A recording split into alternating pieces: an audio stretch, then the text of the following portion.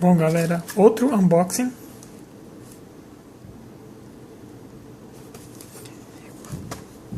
Comprado pelo eBay.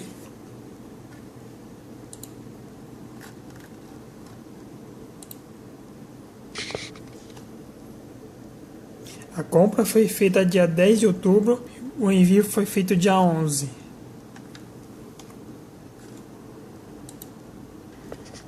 Olha aqui que eu comprei uma buzina, a Campainha de bicicleta. E para variar foi leilão, ou seja, se é mais barato.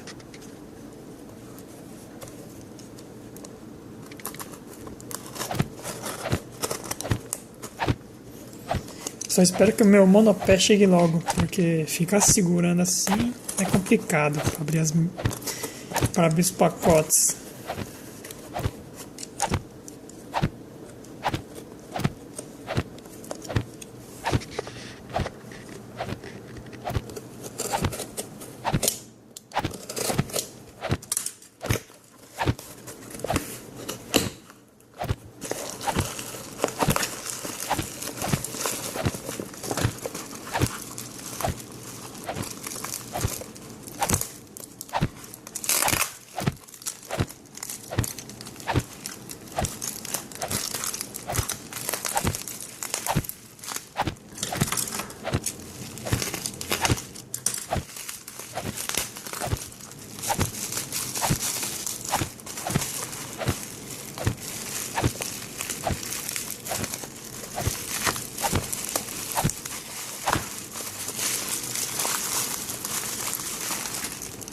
Vou conseguir abrir.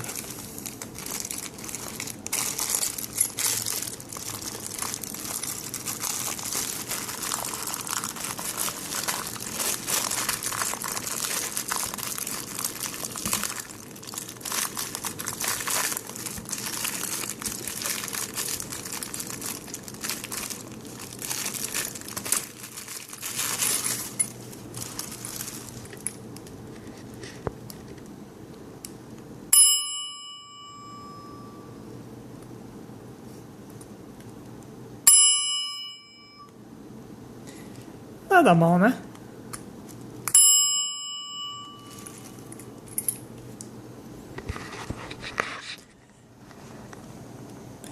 Bom, depois eu vou deixar o perfil desse vendedor do eBay na descrição do vídeo. Ok, galera? Abraço.